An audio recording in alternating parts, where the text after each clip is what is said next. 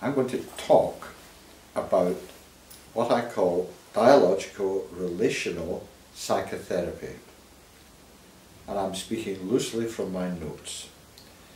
And what I'm talking about is a person-to-person relationship between two people with a focus on helping one of them to know themselves more deeply and in so doing to tackle some of the difficulties they feel they have in their lives.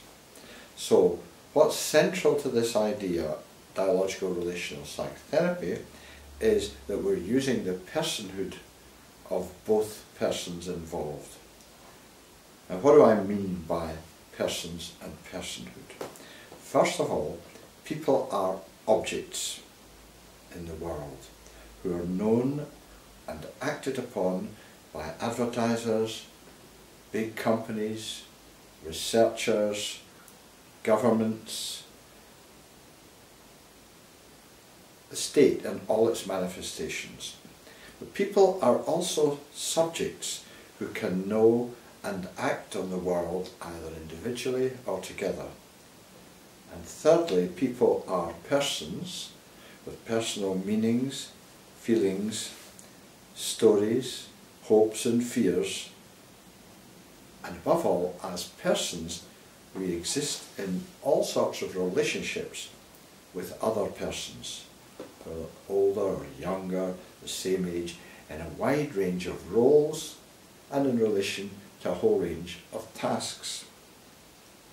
Now, the philosopher John McMurray, Scottish philosopher of religion, 20th century, he said, and a lot of what I'm saying is based on McMurray's work, he said that persons are actually constituted by their relationships with other persons. We're made up of our relationships with other persons, and that includes present relationships and past relationships, conscious and unconscious relationships, relationships out here in the world externally, and relationships inside us.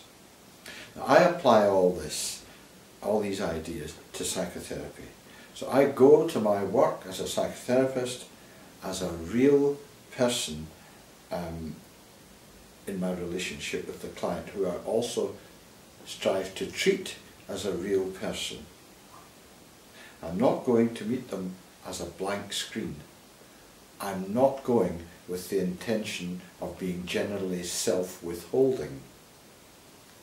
But I'm trying to attune to them, to follow them and to understand them in their own terms as far as I can, and to give to them a genuine, personal, communicative response. So I also feel free to use my own terms, my own language to them, as well as trying to understand their language. So my approach to all of that is to accompany, to try to connect, above all, not to be fake.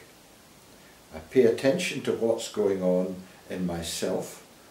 I own it as mine. I don't try and ascribe it to them. I say, this is what I'm feeling, this is what I'm thinking, this is what I'm remembering, and it's mine. But I share it when I think it may be relevant to what's going on in them. And that's often because the thing that's going on in me is repeating itself more than once or twice. If I think that it might be helpful to know what's going on in me, I will share it with them.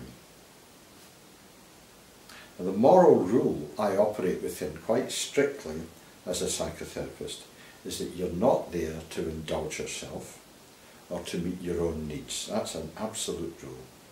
But I think it's vital, equally, in the psychotherapeutic relationship that, well, let's put it a different way, that your potential for being helpful is based on the fact that you are being truly yourself and true to yourself. So the task is to accompany, to attune, to get alongside, to facilitate, to draw out, to value and validate everything that the client is contributing, to create what the great English psychoanalyst Donald Winnicott called a facilitating environment.